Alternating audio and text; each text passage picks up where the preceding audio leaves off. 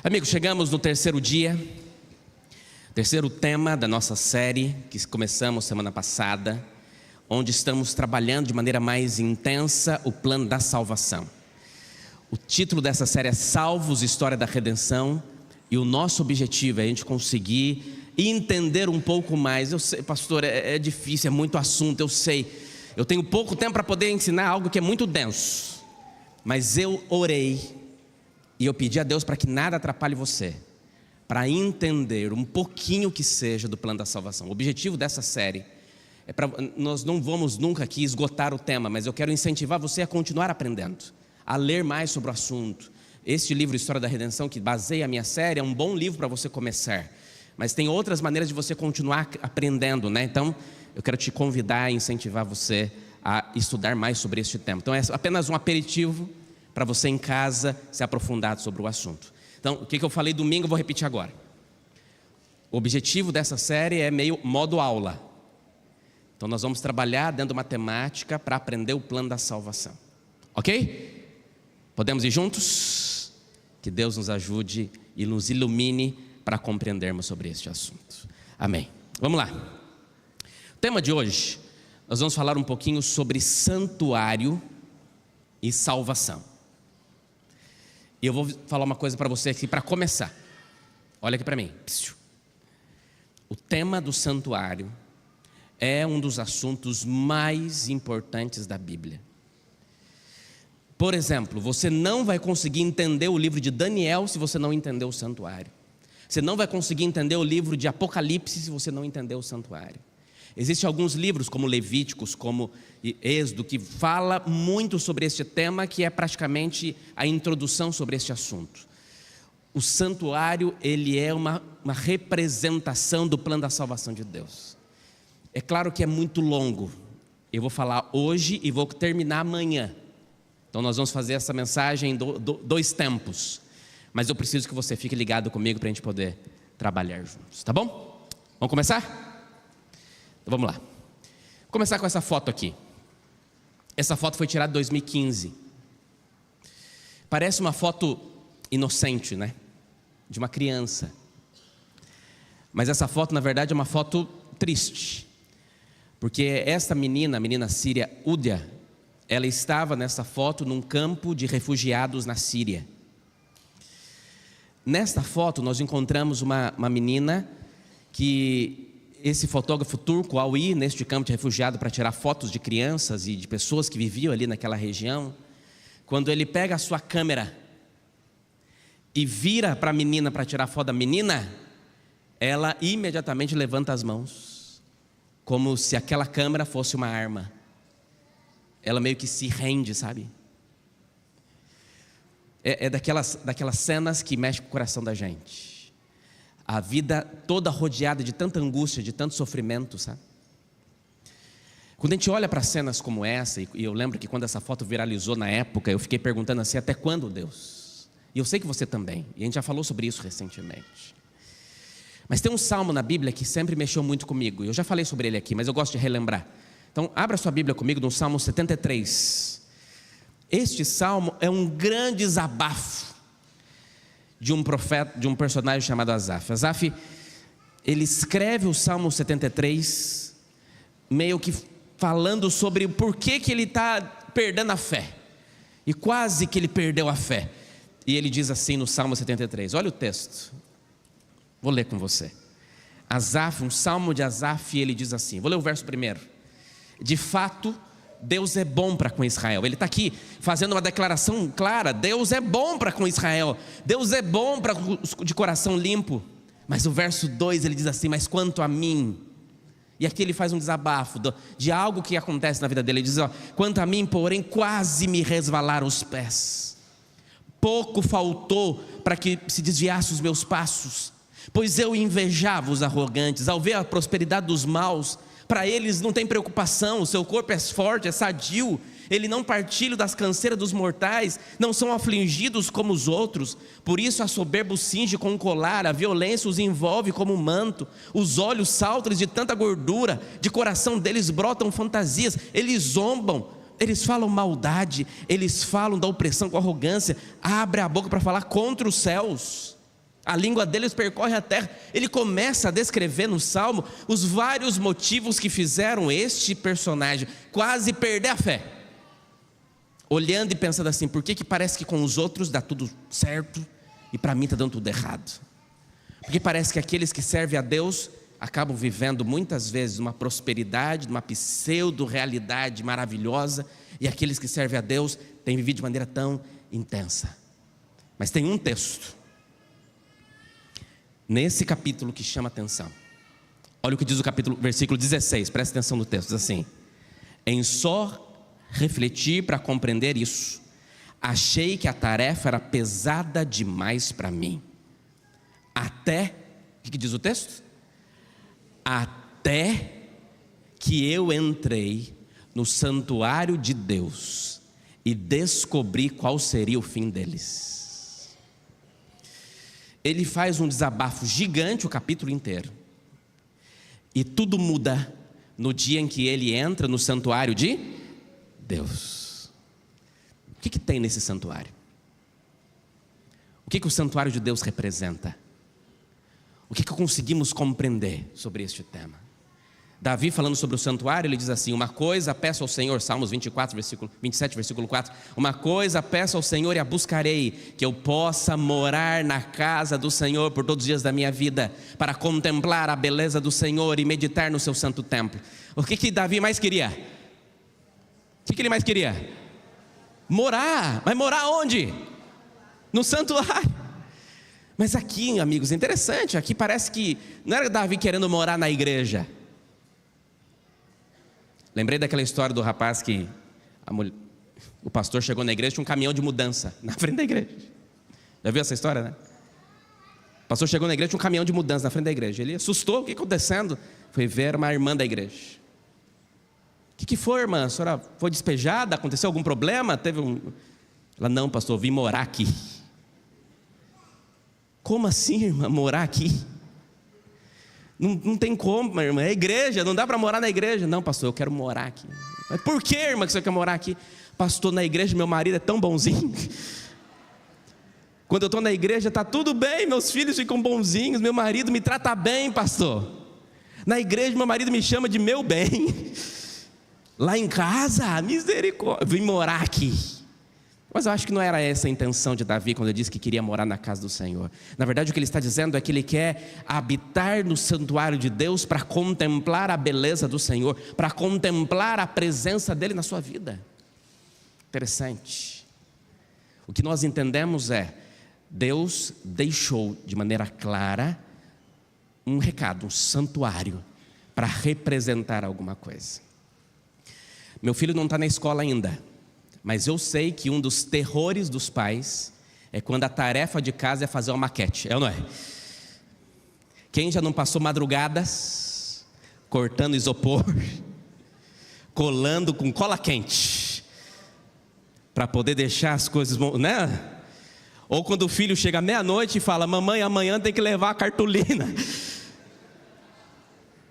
Essa também é impressionante, porque não vende cartolina em farmácia 24 horas, né? Já estou aprendendo essas coisas, estou aprendendo. Eu tenho aqui uma maquete do santuário. Vai ser um dilema agora aqui com as câmeras, mas eu acho que vai dar para pegar. Essa maquete fica no nosso centro criacionista, lá em cima na galeria, e fica disponível para depois quem quiser dar uma olhada. O santuário ele foi dado como se fosse uma miniatura do plano da salvação. Quando nós entendemos o santuário e todas as suas características do porquê Deus deixou o santuário, nós entendemos que todas as peças do santuário tinham um propósito. Todos os detalhes do santuário tinham um objetivo e representava algo. Mas antes de mostrar e falar o santuário aqui, o que eu quero que você entenda é que o santuário ele tem pelo menos 3 pontos principais. Primeiro, o que acontece no santuário é para demonstrar a seriedade do pecado. Era uma cena muito difícil. O pecador tinha que levar um cordeirinho no santuário para oferecer esse cordeirinho em sacrifício e matar o cordeirinho. Eu acho que muitos de nós aqui teríamos muita dificuldade se vivêssemos naquele tempo. Mas a cena era forte. Na Páscoa, por exemplo, amanhã eu vou falar sobre as festas judaicas, mas na Páscoa, o cordeirinho era separado no dia 10. Os filhos tinham que brincar com o cordeiro, andar com o cordeiro, botar nome no cordeiro, gostar dele, ficar com ele, para no dia 14 ele ser sacrificado, sabe? Era como se dissesse assim, para a criança, para a família entender que o pecado é sério para Deus. Mas o santuário também vem mostrar a realidade do perdão. Além da seriedade do pecado, existe uma realidade do perdão. E o santuário também demonstra a glória de Deus, que era revelado ali dentro dessas estruturas relacionadas ao santuário. Mas vamos tentar fazer aqui uma pequena viagem. Eu falei na outra semana que Jó foi o primeiro livro da Bíblia a ser escrito. Então, se você quer entender um pouquinho do plano da salvação, você precisa entender baseado no livro de Jó. O livro de Jó, ele representa para nós, dentro do livro de Jó, um pouquinho daquilo que Deus quer que os seus filhos entendam sobre o plano da salvação. Mas tem um texto do livro de Jó que me chama a atenção. Olha o que diz o verso 5, diz assim: terminado um período de banquetes, Jó mandava chamá-los e fazia com que se purificasse. De madrugada Jó acordava e oferecia um holocausto em favor de cada um deles, pois pensava, talvez os meus filhos tenham lá no íntimo pecado e amaldiçoado a Deus. E diz que esta prática era uma prática o quê? Constante de Jó. Ele fazia isso com frequência. Interessante, Jó viveu antes de Moisés. Jó viveu no período dos patriarcas. Mas ele já tinha o costume no período dos patriarcas de oferecer um sacrifício ao Senhor, e fazia isso em favor dos seus filhos, de entregar os seus filhos a Deus. E nesse dia das mães eu achei interessante como que o papel da sua mãe, do pai, de unir, de se preparar, de clamar pela vida dos filhos é extremamente importante para Deus. Mas a Bíblia apresenta lá no Antigo Testamento vários exemplos de antes do santuário, de pessoas que já entregavam holocaustos. Abel já foi ensinado assim, Adão já aprendeu assim, Abraão entregou holocausto. Tudo isso faz parte desse processo, mas, olha aqui para mim, chegou um momento em que o povo meio que se esqueceu disso. Então, por algum motivo, Deus entendeu. Agora, depois que o povo saiu do Egito, depois de 400 anos sem entregar um sacrifício ao Senhor, Deus entendeu que precisava apresentar o plano da salvação de maneira mais forte para eles. E como é que ele fez? Diz o texto: e me farão um santuário. Qual era o objetivo principal do santuário para o povo de Deus naquele tempo? Para que Deus pudesse fazer o quê? Habitar no meio deles. Guarde esta palavra. Deus iria fazer o quê? Habitar no meio do povo. O santuário era a representação da habitação de Deus no meio do povo. Está claro? Como é que Deus fez? Como é que Moisés faria esse santuário? O texto diz no versículo 40, Êxodo 25, 40, diz assim: vê, pois, Deus mostrando, que tudo que faça segundo o modelo que te foi o quê? Mostrado no monte. A palavra modelo aqui, a palavra hebraica para modelo, é praticamente a mesma palavra para maquete. O que Deus fez foi mostrar uma maquete para Moisés e falar assim: agora você vai fazer isso igual. Agora você vai representar isso. Está claro isso aqui? Vamos fazer um modelo, e este modelo deveria ser representado perante o povo. Como é que isso funcionaria? Deus deu a medida que deveria ter, que nem fez com a arca de Noé, a medida que deveria ter, as referências que deveriam ter, o sinal que deveriam ter, cada detalhe, cada peça, cada móvel, cada cor, todos os processos, as colunas de ouro, todas as cortinas, tudo foi representado de maneira clara para que ficasse mostrado para eles, para que este modelo fosse representado. Mas pastor, que modelo? Bom, se tinha um modelo, uma maquete que deveria ser representado na terra, significa que já teria isso aonde? No céu. Ou seja, Deus já trouxe uma referência terrena de um santuário que já existia, e este santuário já existia no céu. Na verdade, a maquete do santuário na terra seria apenas um modelo daquilo que Deus já estava habitando lá. O santuário celestial já era um processo de demonstração deste plano que Deus estava trazendo para a humanidade viver. Olha o que diz Apocalipse. Apocalipse 11, versículo 19 diz assim: então se abriu o santuário de Deus, e este santuário se acha no céu, e foi vista a arca da aliança no seu santuário, e sobrevieram relâmpagos, vozes, trovões, terremotos e grande saraivada. Então se abriu, o que estava no céu? O santuário de Deus que se acha no céu, e foi representado. Agora preste atenção neste trecho do livro História da Redenção. Olha esse detalhe, presta atenção. Diz assim, ó: o tabernáculo, página 152. O tabernáculo foi feito de acordo com a ordem de Deus. O Senhor suscitou homens e habilitou-os com aptidões mais do que naturais para realizarem tão engenhoso trabalho. Deus deu um dom espiritual para que eles pudessem realizar o trabalho de preparar o santuário de acordo com o que Deus tinha planejado. Olha esse texto: nem a Moisés, nem aqueles artífices foi permitido planejar a forma e a arte da construção. Deus mesmo idealizou o plano e deu a Moisés, com instruções particulares quanto ao seu tamanho e forma, e o material a ser usado e especificou cada peça do mobiliário que nela devia haver.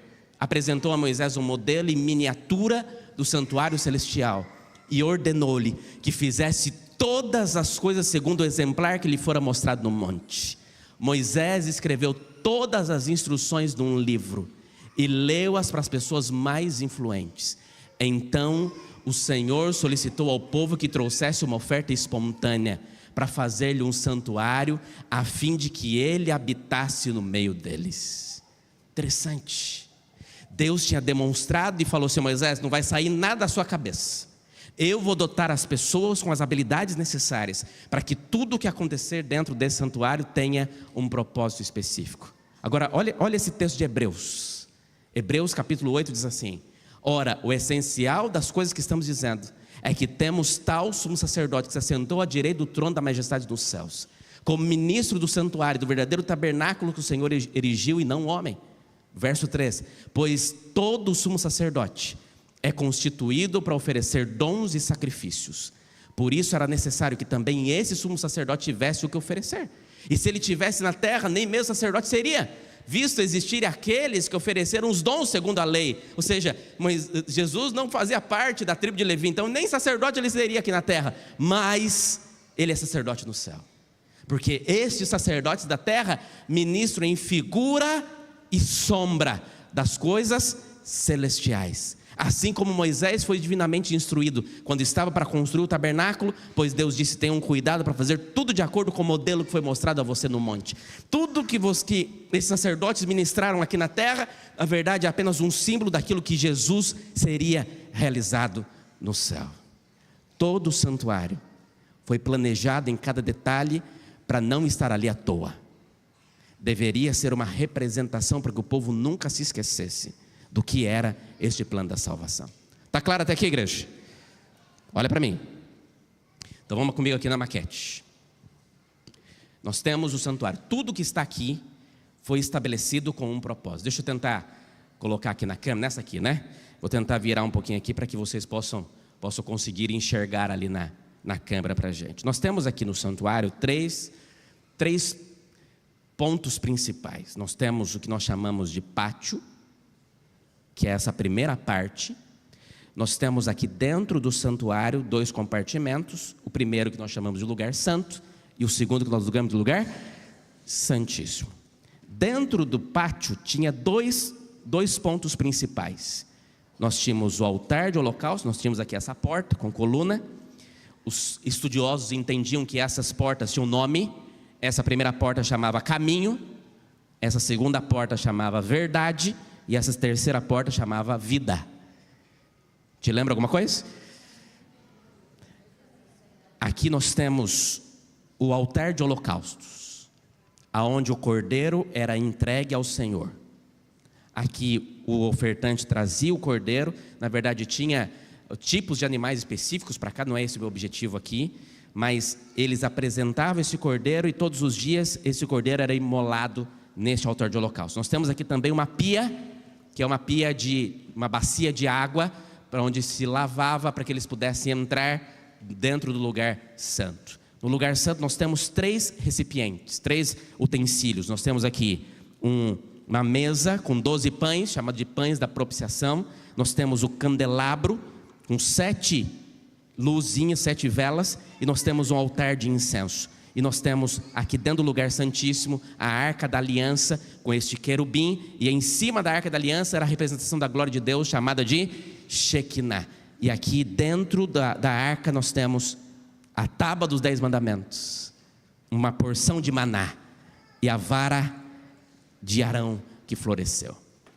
Tudo aqui foi colocado por um propósito, mas tinha um ponto principal.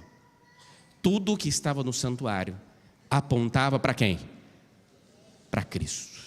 Ele era o caminho, a verdade e a vida. Ele era tudo que representava neste santuário. Preste bem atenção. Agora olha para mim. Você precisa entender daqui para frente ainda mais. Então escute. O santuário era o evangelho em símbolos. Tudo o que acontece aqui, todas as cerimônias, todos os rituais apontavam para a morte de Cristo e apontavam para o seu ministério no santuário celestial. Deixa eu ver se você está comigo. O primeiro lugar do santuário, como é que chamava? Pátio. O que tinha no pátio? Uma bacia com água e tinha o altar de holocaustos. O que tinha no lugar santo? Uma mesa com 12 pães, representava as tribos de Israel. Um candelabro com quantas velas? E tinha também um altar com incenso. O que tinha dentro do lugar santíssimo? A Arca da Aliança. Tá. Tudo isso tinha que apontar para Cristo e para o ministério que ele realiza no céu. Lembre-se, o santuário não foi inventado por Moisés. Deus deu uma maquete para que ele fizesse igual à maquete que Deus tinha estabelecido. Olha esse texto. Salmo 77, versículo 13 diz: o teu caminho, ó Deus, está no santuário. Que Deus é tão grande como o nosso Deus? Aqui esse texto, na verdade, é quase que uma profecia de que o Messias, quando viesse, eu vou falar sobre as profecias messiânicas num dos nossos próximos estudos. O Messias, quando viesse, ele passaria pelo caminho do santuário, para que todo o processo fosse de fato cumprido em Jesus. Agora preste atenção.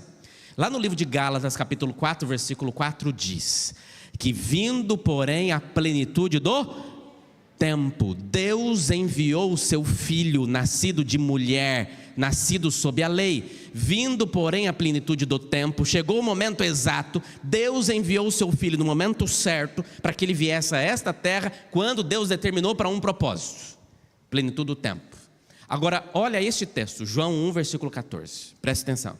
Diz assim, ó: e o verbo se fez carne e habitou entre nós, cheio de graça e de verdade. Vimos a sua glória, glória como do unigênito do Pai. O verbo se fez carne e fez o quê? Habitou entre nós. Olha para mim. Quando Deus pediu para Moisés fazer o santuário, qual era o objetivo do santuário? Para que Deus pudesse habitar no meio do povo. Aqui o verbo se fez carne e habitou. Preste atenção. A palavra para habitar aqui é a palavra eskenosen. Esta palavra significa nada mais, nada menos do que fez tenda. Deus montou uma tenda para fazer. Interessante. Agora olha para mim, olha aqui. Isso é muito legal. Porque todas as tendas do povo de Israel ficavam ao redor do santuário. Todas as tendas do povo de Israel tinham que ser construídas em volta do santuário. O santuário era o centro da vida do povo daquele tempo. Mas essas tendas não foram colocadas ali sem um propósito. Deus deu orientação até de onde cada tribo deveria usar. Quantas tribos existiam? 12. Cada tribo tinha um lugar específico para ficar ali. Deixa eu tentar mostrar isso de maneira mais clara. Está lá no livro de Números, capítulo 2. Depois você pode ler com calma em casa. Olha mais ou menos aqui. Presta atenção. Ali está a demonstração de cada uma das tribos. Cada um tinha uma cor. Cada cor era representada por uma pedra. Essa pedra ficava na estola sacerdotal do sumo sacerdote. Tinha uma pedra representando cada uma das tribos. Mas o santuário, ele tinha que sempre estar virado para o leste. A sua porta tinha que estar virada para o leste, para o nascer do sol. E ali na frente do santuário, a maior tribo era a tribo de Judá. E na frente ficava a tribo de Judá, a tribo de Issacar, a tribo de Zebulon. As outras tribos ficavam ao redor. Não sei se dá para ver aqui, mas a tribo do sacerdote, de Moisés e de Arão, ficava exatamente na entrada do templo, do santuário. Ficava bem na frente. Ao redor, aquelas tendas menores, eram as tendas dos levitas, daqueles que trabalhavam no santuário, que eram praticamente 3 grupos principais: os meraritas, os gersonitas e os coatitas. Esses levitas que trabalhavam no santuário, cada uma tinha uma função. Um grupo desses eram aqueles que carregavam os utensílios do santuário. Os outros eram responsáveis para realizar as suas cerimônias, tocar o shofar, fazer alguma das suas atividades. Cada uma tinha uma função dentro do santuário. E o santuário era o centro da disposição. Quando o texto diz assim de João capítulo 1: e Deus se fez carne e habitou entre nós, é como Deus veio a este mundo e fez a sua tenda. De qual tribo que Jesus veio? Tribo de Judá. Onde ficava a tribo de Judá? Aqui em cima. Jesus é como se ele tivesse nascido e montou a sua tenda ali na tribo, antes dele entrar. Obrigado, amigo. Antes dele entrar para dentro da região do santuário. Quantos anos Jesus ficou, entre aspas, morando no meio das tendas? Vamos ver o texto. Preste atenção. Olha isso aqui. Quando que Jesus entra no pátio? Tem um momento específico. O que tinha no pátio mesmo? Uma pia com água. E tinha o que mais? Um altar de holocaustos. O ministério de Jesus na terra foi realizado no pátio. E quando que ele entra no pátio? Ah, pastor, quando ele entrou lá para derrubar as mesas. Também. Mas simbolicamente não foi esse momento. Quando que Jesus entra no pátio? O pátio tinha uma pia com água. Um dia Jesus disse assim: no último dia, o grande dia da festa, levantou Jesus e exclamou: se alguém tem sede, vem a mim. E Jesus é a água da vida, ok? Mas quando que ele entrou então oficialmente no pátio?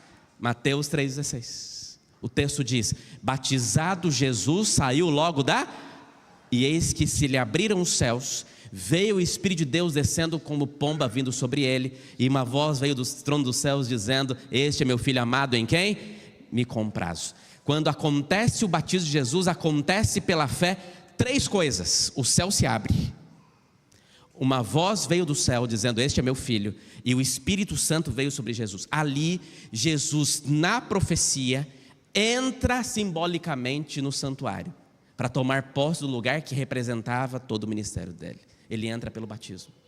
Só que no pátio, Jesus teria que passar também por outro lugar. Qual lugar? Pelo altar de holocaustos. Qual que era o altar de holocaustos? O Calvário, quando Jesus seria morto. Jesus tinha cerca de 30 anos ao começar o seu ministério. Era como se cuidava, filho de José, filho de Eli. Agora olhe para mim. Eu estou tentando resumir aqui para você, para ficar claro na sua mente, amigo, em nome de Jesus. Por que Jesus começou seu ministério só com 30 anos? Ele podia ter começado com 15, sim ou não? Com 18. Mas por que só com 30? Por quê? Porque nada no plano da salvação foi colocado sem propósito. Existia profecias para isso. Jesus inicia seu ministério aos 30 anos de idade, mas um dia ele teria que passar pelo altar de holocaustos. Quando chegaram ao lugar chamado Calvário, ali o crucificaram, bem como aos malfeitores, um à direita, outro à esquerda. Quando Jesus é crucificado, é como se o Cordeiro de Deus agora é imolado pelo pecado do mundo inteiro. Eu já vou falar sobre isso. Agora a minha pergunta para você é: quanto tempo deveria existir entre a pia e o holocausto no ministério de Jesus? Quanto tempo? Por que foi 3 anos e meio? Por causa da profecia. Que profecia, pastor? Preste, amigo, eu queria tanto que vocês compreendessem isso. Isso é maravilhoso. Deus deu uma profecia em Daniel capítulo 9. Lembra da profecia? Eu falei sobre ela lá domingo passado, tá? Se você não assistiu, assista. Daniel capítulo 9, Deus deu uma profecia para o povo de Israel, chamada de profecia das 70 semanas. Em profecia, cada dia representa um ano. 70 semanas vezes 7, 400 e... Esses 490 anos deveriam ser representados em tempos de oportunidade que Deus daria para o povo. Como que essa profecia foi construída? Preste bem atenção, igreja. Você vai entender o motivo. Daqui a pouco a gente vai aplicar para a vida prática, mas guarde isso. 490 anos. Esta profecia, ela começa no ano 457. A interpretação da profecia começa quando sai a ordem para edificar e construir Jerusalém de novo. Depois de 70 anos que eles passaram na Babilônia, Deus decidiu estabelecer. Então no ano 457, Deus estabelece a sua profecia, começa. Diz que depois de começou 457, 7 semanas, 49 anos, que termina em 408. O que acontece em 408? Em 408, exatamente 49 anos depois, exatamente como estava na profecia, a cidade termina de ser construída. Os muros são edificados. A profecia se cumpre perfeitamente. Mas Daniel capítulo 9 não termina aí. Daniel capítulo 9 diz que depois de 7 semanas, 62 semanas. 62 semanas até o ungido. Até o Messias ser ungido como aquele que era o representante de Deus, aquele que era Deus encarnado, aquele que iria cumprir o plano da salvação. Exatamente 434 anos se deram até o ano 27. O que aconteceu no ano 27? O que aconteceu no ano 27? Jesus foi batizado. Só que depois do ungido, a profecia diz que mais uma semana daria de oportunidade. Uma semana são quantos dias? 7 dias. Cada dia representa 1 ano. Significava que então, depois do ungido, depois que Jesus fosse batizado, o povo de Israel teria de oportunidade mais uma semana, ou seja, mais 7 anos. Mas o texto diz que na metade da semana, esse ungido seria morto. Quanto que é metade de 7? 3,5. Quantos anos Jesus viveu na terra? Cumpriu o seu ministério? 3 anos e meio, exatamente como a profecia. Foi impressionante, no tempo certo. Se o povo simplesmente tivesse olhado para a Bíblia, eles teriam entendido que Deus já tinha revelado exatamente aquilo. No ano 34 acontece o apedrejamento de Estevão, e aí a partir daí acabou as oportunidades para o povo de Israel como nação, como povo de Deus, e agora eles podem ser salvos como individualmente. Interessante a profecia das 70 semanas. Queria ter mais tempo para poder explicar com mais detalhes para vocês. Portanto, Hebreus 9, 13 a 14 diz que lá, o sangue, como o sangue de bodes e de touros e a cinza de uma novilha, aspergidos sobre os contaminados, os santificam, quanto à purificação da carne, muito mais o sangue de Cristo, que pelo Espírito eterno a si mesmo se ofereceu sem mácula a Deus, purificará a nossa consciência de obras mortas, para servirmos ao Deus vivo. Nós temos aqui agora a entrada do sacerdote no lugar santo, nós temos a entrada dele também no lugar santíssimo, do sumo sacerdote no lugar santíssimo. Dentro do lugar santo tinha a mesa dos pães. Jesus diz assim em João 6,35, declarou, pois Jesus, eu sou o pão da vida, o que vem a mim jamais terá fome, o que crê em mim jamais terá sede. Aqueles pães que estavam ali representavam Cristo Jesus. Ali tem o candelabro que tinha 7 velas acesas que nunca podiam ser apagadas. De novo lhes falava Jesus dizendo, eu sou a luz do mundo, quem me segue não andará nas trevas, pelo contrário terá a luz da vida. João 8 versículo 12, Jesus diz, eu sou o pão da vida, mas Jesus também diz, eu sou a luz do mundo. Ou seja, também o candelabro representava a todos nós. Apocalipse 5,8 diz, e quando tomou o livro, os 4 seres viventes, os 24 anciãos prostraram-se diante do Cordeiro, tendo cada um deles uma harpa e taças de ouro cheias de incenso, que são as orações dos santos. Aqui mostra que aquele altar de incensos representava as orações dos santos. Tanto que a cortina que separava o lugar santo para o lugar santíssimo, ela não ia até o teto, para que a fumaça do incenso que subia do altar chegasse até o lugar santíssimo, que era onde tinha a representação da presença de Deus, chamada de Shekinah. Por isso que João 14,13 diz, que tudo que pedirdes em meu nome, isso farei a fim de que o Pai seja glorificado no Filho. A oração, ela recebe validade quando ela vai assinada em nome de Jesus. Entenderam a referência? Aí ela recebe esse significado. Querida igreja, tudo que acontecia no santuário terrestre representava algo que deveria mostrar o ministério de Cristo e o santuário celestial. O que acontecia todos os dias no santuário? Estou indo para a parte final. O que acontecia todos os dias? Todos os dias acontecia a oferta de 2 cordeiros no altar. Isso aqui, presta atenção, olha para mim. Isso aqui era chamado de sacrifício contínuo. Todos os dias, 2 momentos do dia, tinha oferta de cordeiro. 9 da manhã e 3 da tarde. Essa oferta de sacrifício contínuo era o que o templo, ninguém levava, o templo doava. Está claro não? Para que era essa oferta de sacrifício contínuo? Para pecados não confessados, para os pobres que não tinham dinheiro para levar uma oferta. Então essa oferta era Deus pensando neles também. Tudo isso acontecia 2 vezes por dia. E era uma representação de que um dia o Cordeiro de Deus morreria. Que horas que Jesus morreu? Que horas Jesus morreu? 3 da tarde, hora que o Cordeiro era morto. Nós tínhamos a manutenção das lâmpadas do candelabro, ou seja, o sacerdote saía do pátio, entrava dentro do lugar santo, para não permitir que as lâmpadas do candelabro se apagassem. Todos os dias tinha oferta de incenso, todos os dias o incenso tinha que ser entregue como símbolo das orações. Todos os dias tinha a troca dos pães da proposição a cada sábado, na verdade, era uma vez por semana. E todos os dias tinha ofertas e sacrifícios individuais, ou seja, alguém pecava, levava o seu cordeiro para entregar no santuário. Esse era o serviço diário do templo, ou semanal do templo.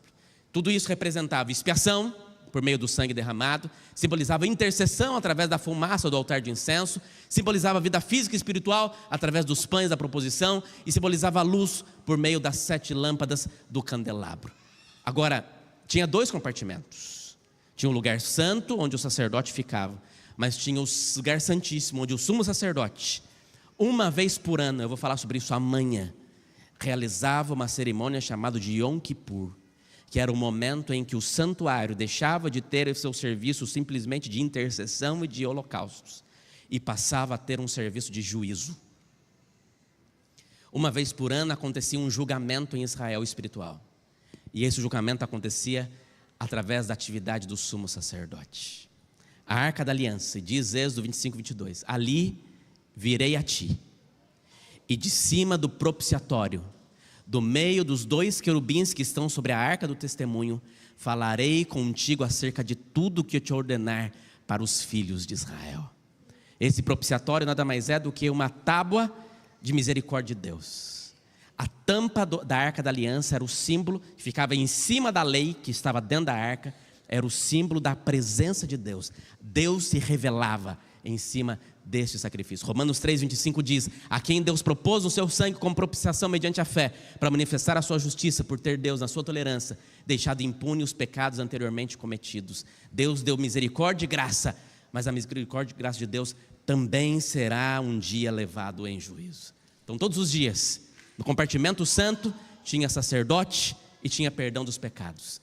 E todos os anos, no compartimento santíssimo, tinha sumo sacerdote e tinha dia do juízo. Deixa eu tentar ver se você entendeu. O sacerdote, ele podia ficar em 2 lugares. Que lugares eram? Pátio e lugar santo. O sumo sacerdote atuava em qual lugar? Santíssimo. Quantas vezes o sumo sacerdote entrava no lugar santíssimo? Uma vez por ano. Alguém falava assim: pastor, eu queria ser sumo sacerdote. Mas a responsabilidade era muito grande, tá? O sacerdote todos os dias tinha atividade, e o sumo sacerdote também. Agora, preste bem atenção. Depois que Jesus morreu, a Bíblia diz que Jesus entra no lugar santo, para ali ele realizar a sua função de sacerdote. Na terra, Jesus passou pela pia, sim ou não? Quando que ele passou pela pia? Batismo. Jesus passou pelo altar de holocausto, sim ou não? Sim, quando ele foi morto na cruz. Mas quando ele chega no céu, ele entra no céu, ele que é a luz do mundo, ele que é o pão da vida, ele que leva as orações até Deus para ser o sacerdote, aquele que intercede entre povo e Deus. Todas as vezes que nós clamamos, Deus é o nosso sacerdote. Mas em algum momento, Jesus, apenas simbolicamente, Jesus não depende de uma limitação de espaço, apenas simbolicamente, Jesus começou a assumir também a função de sumo sacerdote, e ali ele passaria a desempenhar juízo. Pastor, quando isso aconteceu? Amanhã eu te conto. E espero você aqui às 19 horas. Espero não ter dado um nó na mente de vocês. Mas o meu objetivo agora é apresentar 3 lições. E espero que você consiga compreender. Daqui a pouquinho, assim como Jesus foi batizado, nós teremos também o batismo de um casal que aceitou a graça de Deus. 3 lições. Olhem para mim.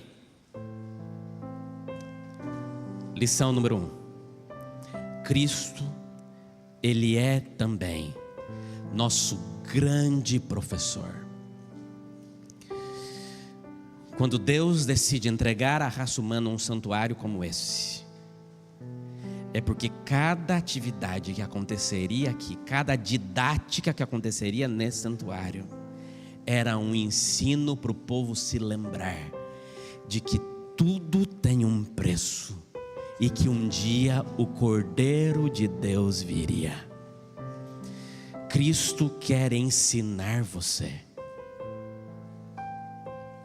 A Bíblia diz que o povo perece porque lhe falta, e não é porque Deus não revelou, Deus revelou, mas é porque nós nos acostumamos com arroz e feijão da fé e baseamos a nossa espiritualidade em Deus te ama, Deus te salva, Deus te cura, e amém, e tudo isso Ele faz.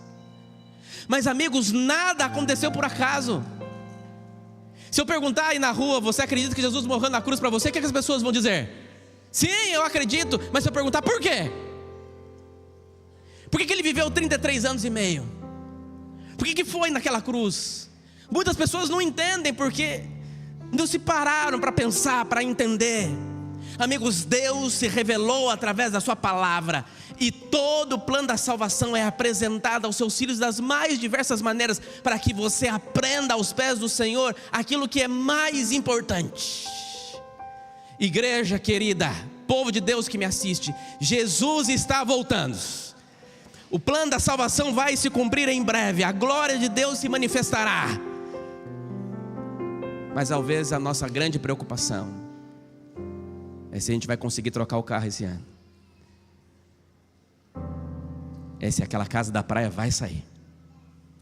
E não que isso não seja importante, só não pode ser mais importante do que a salvação de Deus em você. Porque tudo passa, mas aqueles que estão nas mãos de Deus, amigos, esses duram para sempre. Deixa Cristo ser o seu professor, deixa Ele ensinar você. E não se contente com pouco, não, queira mais. Fala: Senhor, eu quero mais, eu quero aprender mais. Amigos, eu sou adventista há 25 anos. 25 anos tentando aprender um pouquinho. Fiz teologia 4 anos, sou pastor há 15 anos, 14 anos. E não sei nada ainda, porque a gente vai aprendendo todo dia algo novo. Todo dia Deus nos revela algo novo. E é isso, parece que Deus se renova toda manhã. E se renova mesmo. Não se contente, aprenda, cresça. Porque a Bíblia diz: examinai as Escrituras, porque julgais ter nelas o quê? Estude mais. Segunda lição, eu preciso ler esse texto. Desculpa, igreja, mas você precisa entender isso. Apocalipse 5, versículo de 1 a 5 diz assim. Eu amo este texto, amigo. Aqui é João chorando. Olha o que diz o texto. Leia o texto imaginando João na ilha de Patmos escrevendo este texto. Olha o que diz o texto. Vi na mão direita, Apocalipse 5, de 1 a 5, último texto dessa manhã. Vi na mão direita daquele que estava sentado no trono um livro em forma de rolo, escrito por dentro e por fora, e selado com 7 selos. Na verdade a vírgula está no lugar errado aqui. Escrito por dentro e por fora selado. Verso 2.